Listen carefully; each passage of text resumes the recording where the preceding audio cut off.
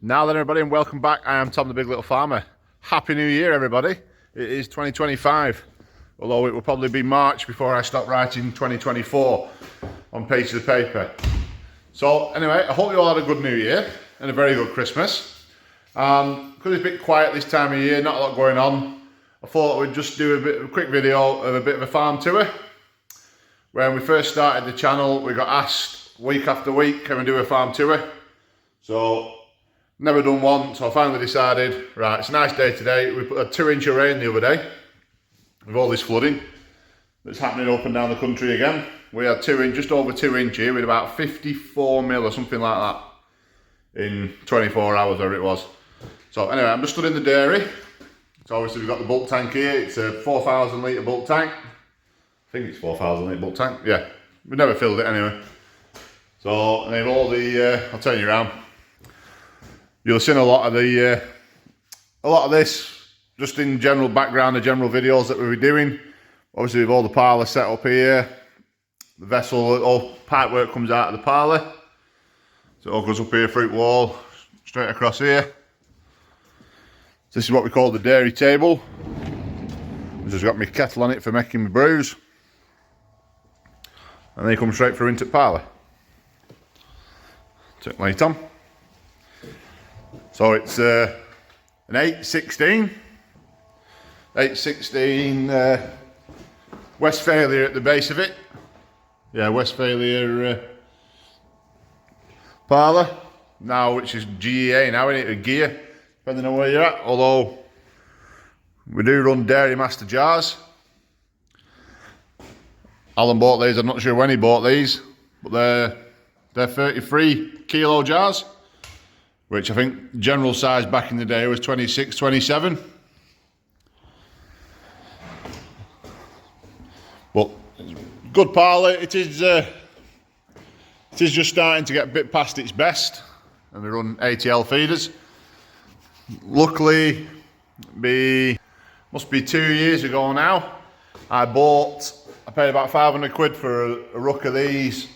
Come from Seascale up in Cumbria. Found them on Facebook. Me and Alan drove up and picked them all up. Loads of cards and everything, because I put a new card in one of them boxes. Go back. Yeah, one of the electronic circuit boards in here, and they were 300 and just over 300 quid for a brand new one.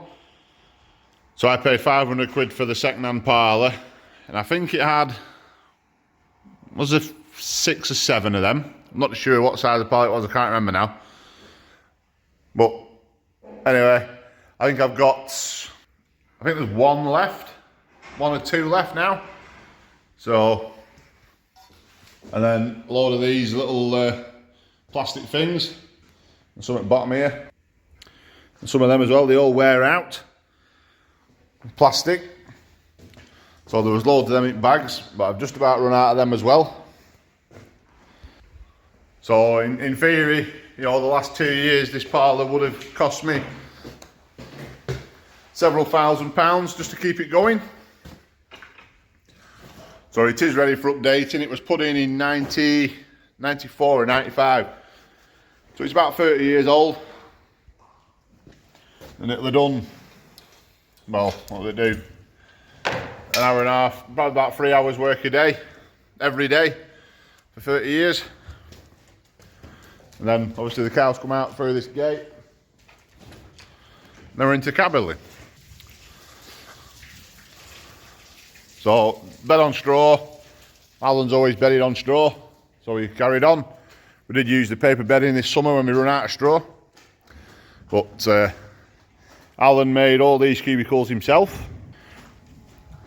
He got the pipe, went to Brian Armisted's BWA, which is about 1.5 miles down the road from here. Alan was always good friends with Brian, so he went and made the cubicles himself. Built them all. The black pipe at the front is just 9 inch twin wall drain pipe. I put that in last year, year before, it might have been the year before. Time goes on, doesn't it? You keep wondering how many years you keep going passing. But we had a load of new Jersey heifers calved, I think they were free carved in the space of a fortnight, but every day for 3 days there was a different one was stuck, because they'd get up, try and get up, and they'd get around that front leg there. They get the head around there and they get the front shoulders round it, so they couldn't back up.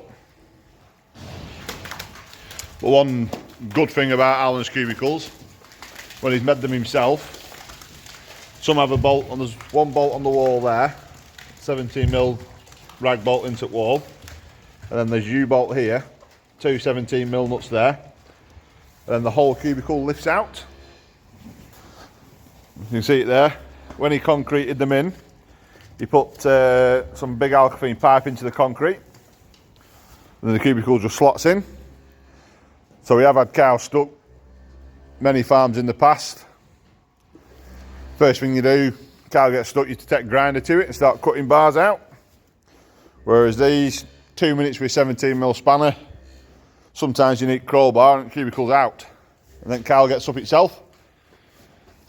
So it is very good how it works, that. It was a very good idea. But the beds could just do with altering. Not to be picky or anything. And then we come to the top. Obviously you've got sort of jumping about the house parlour feeders there as well. I'll go back that way. So the cows come through here, door there out the cubicles. So they come through here in winter into the, what we call the collecting yard, which is just at the back of the milking parlour, where we've got one of the electric brushes, and also home to the house parlour feeder. Probably didn't need one with 4 bins on, because we've never ever used that one in there. We've got one with 4 bins on. Alan used to have a free one, and then this one came up, and the idea was we was going to knock this old garage down, and then when we knocked the garage down we would move it across, so that obviously that lined up with there, and then the cows would have all 4 to eat. But we're 6 years in and it's never happened now, and probably isn't going to. So, and then these are the dry cows and some of the in-calf heifers, which should all have gone by now, but with the Schmallenberg problem we've had this summer, these have all been struggled to get in calf, so they're all in calf now. I think there's a couple of Allens up here to PD, but touch wood, hopefully they're in calf. But this is where the feed troughs was in summer, on that diagonal line from the door, coming back towards me here now. That's where you could see us feeding with the Teagle when we had the Teagle, and then the feeder wagon when we first got that, before the cows came in. So yeah, the troughs was here. Obviously that one's still there now for the dry cows. There's 2 fighting over there. And then we've put these portable cubicles in, because otherwise they'd only have 8 cubicles, because there's a gate shuts across the end of the loft here. So there's them 8 cubicles, and then we put 6 portable ones in, and there is a load more portable ones in the heifers, which I'll show you in a bit. I bought them in a farm sale near Lancaster, but they work really well, do a good job for us, get a few more cows in the building. So anyway, we'll go back through walking through cows now. What are you doing, Ruby? Hey, what are you doing? Just following us around, aren't you? You just look like you're full of mischief. Stop it, glass. So as you come down the cubicles and around the corner, then it opens up straight into the silage clamp, which is going back worryingly fast. We've got 3 bays left, so we get to middle of March. Middle of March we'll be getting worried, we'll be getting near empty. So my job hopefully is to try and find a little bit of maize. That's my job today after I've finished recording this, is to get some emails out and see what we can find and see how much it is. If it's cost effective, if it's not, then it's no point. I have got some round bales around the back which can will last me a couple of weeks. But yeah, simple troughs, These all just bolt together. So 3 of these are what was up, 2 of them was what was up the top, and the rest of them were outside. I bought these from outside a scrap dealer. Went past one day and they were just outside the road for sale. So I think I gave about 500 or 600 quid for 7 troughs. I think the Horns made originally. Horns Machinery at Garstang. So I think they made them in the first place. But I don't know how old they are.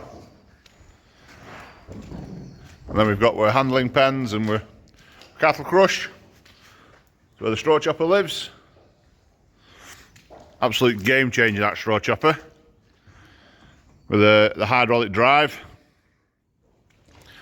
Alan's been wanting one that drives itself for a great while. So is Alan's still responsible for all the Youngstock. So yeah, the hydraulic drive on it, and the fact that it's got a nice big drum. You know, you can put enough straw in it.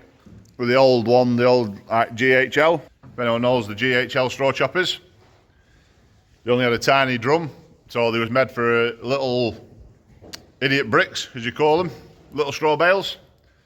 So when we was handling big Estons, having to fold them up and we used to waste loads because you'd drop it on the floor and you never picked it up, or just picking it up, they used to fall in pieces all over the place. Whereas now with a big drum, we literally load it up. You can put enough in it to bed everything for the day in one load. And it takes, used to take about 10 minutes to bed the cows, because you'd only 1 flake at a time. Someone's trying to ring me. 1 flake at a time, you go 10, 15 yard, have to stop, put another flake in, another 10, 15 yard, stop, put another flake in. Whereas now you can bed the whole cow building in probably less than 3 minutes. It takes no time at all. And then another idea that Alan had, he said I'll keep opening the gates. He made these a long time ago. Just cut the middle bars out. So you just climb through it. The cows can put their head through, which isn't a problem, they don't get out. But you literally just climb through them. You save having to unchain all the gates. So there's one there. And then there's one in the middle of the gate, if not. In the middle gate, well, where that heifer stood, there's another one there, split in the 2. So we'll have a wander up here.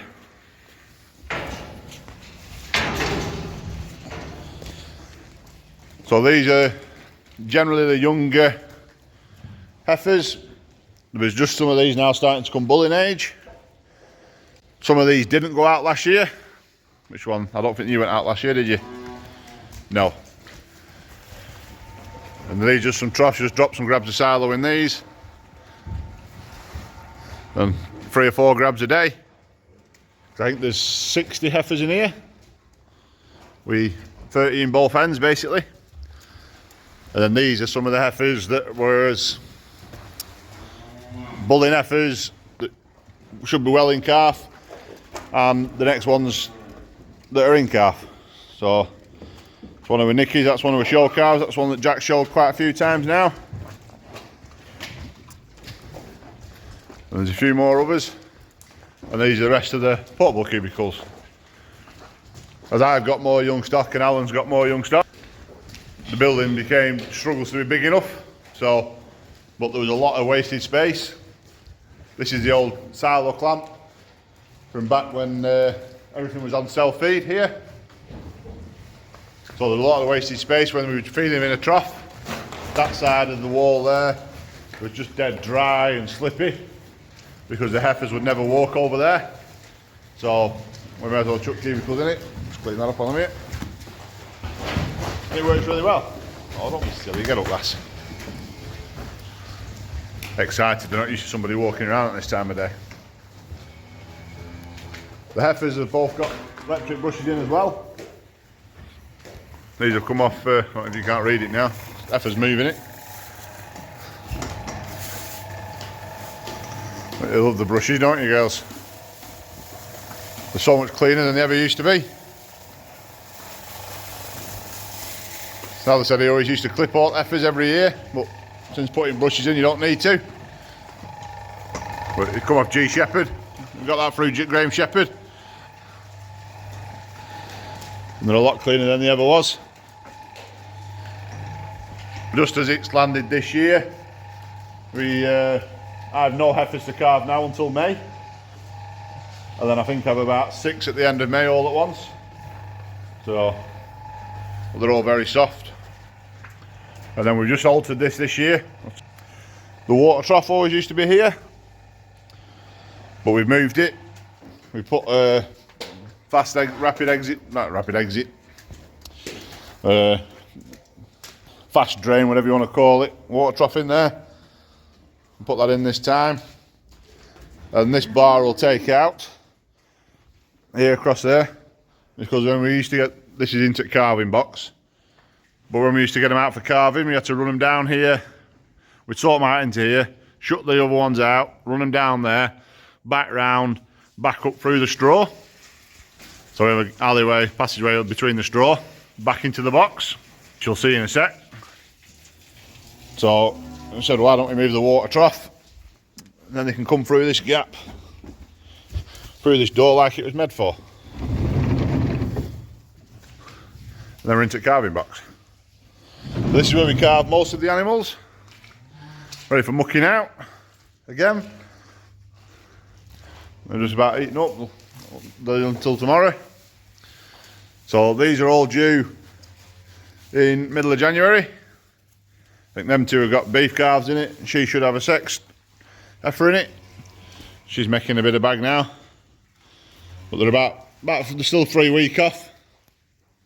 We only got them out so as I needed to dry some more off, and I needed the pens, needed the cubicles, so that's why they come out this week. Right, so just giving them a bit more bedding while I'm stood here, save me coming back again. But this is Alan's old lambing building when he used to lamb sheep. And then it gets stacked up with straw and machinery straw. So yeah, works quite well. And then obviously we're back round again now to the bottom of the heifer building.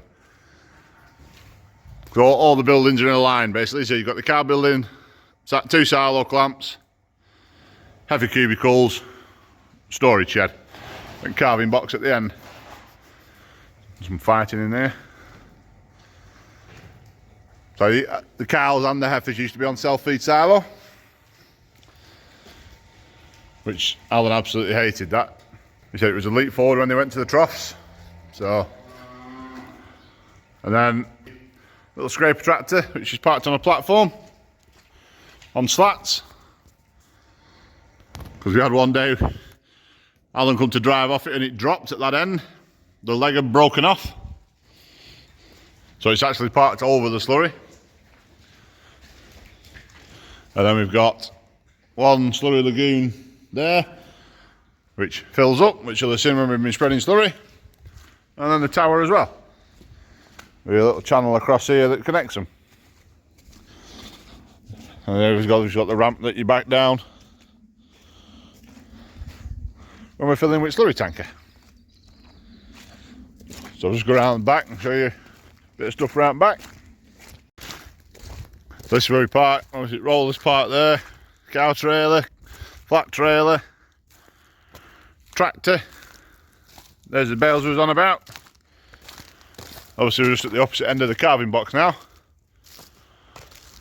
Just come out through the gate, and then you've got the dry cows there looking at us. And that's the tedder, bale trailer. There's some more of Alan's round bales there we did last year. Well, yeah, last year now, I was going to say this year, but it's last year. And there's my plastic that's ready to go to recycling.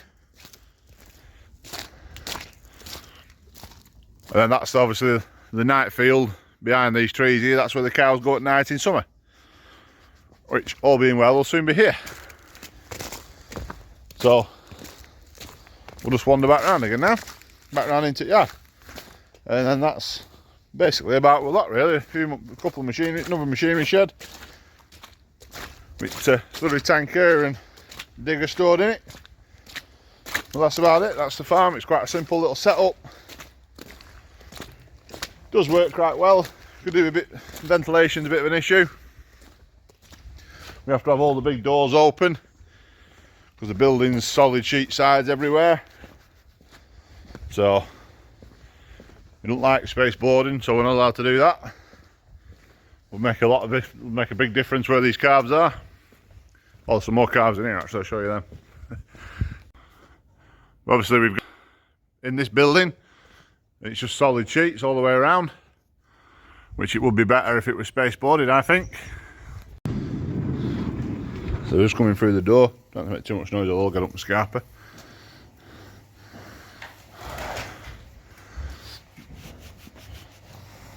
So some more calves in here. There's 18 cubicles at this side, and then there's 12 at this side. But there's always some line them up when they come out at little calf pens. Majority of them will go straight in the cubicle, but you always get one or two that just decided they won't fit, and that's it, they'll stay there. And I don't know why, one day they'll lie in a cubicle, but then the next day they won't. They're just odd. And an old proving bin. But you see, the outside of this building, you know, I think definitely the end wall, maybe not that side because that's where you get all the weather from the west side. But if that and the end wall behind the proving bin was space boarded, it would be a lot more airy. And you can see all cobweb, zoom in. You see them all around skylights.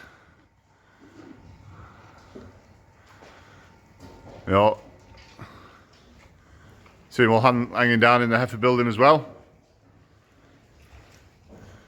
Not as bad in the cow shed, because I did take a sheet off the end of the building the other year. Much to Alan's disgust, I did take the sheet off above the skylights. If I put them skylights in, it was solid sheeted as well.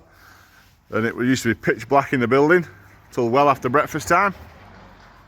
Obviously the sun's all coming from behind us. So I wanted to space board it, but it wasn't allowed. So that was the compromise, was I just took a sheet off. And it does let a bit of air in. But the daylight that they let in was massive. You know, it's a lot brighter in that shed than it is in the silage clamp. Even though you've got, you know, plenty of skylights, but a lot of them are, you can't actually tell that's quite a new one. If you look at that one there, for the camera here, you can see it's fairly dark. They do let light through, but not as much as we'd like. I really like the look of them, is it heat guard sheets, which are basically full skylight building roofs. I think they look really good. Let lots of daylight in, but how they'll go on for being too hot, I don't know, hot spots and stuff like that. But obviously figure that out, won't we? But yeah, they do look good to them, don't they? If you haven't seen them, go and have a look. And then last building is a little calf shed. So this is where the baby calves come. This was an old back-to-back shipping. So, old wooden calf pens. But they do well in here. But getting them going has been really hard work these last couple of years. There seems to be a lot of rotavirus. Them last three, they've all been struggling this last week.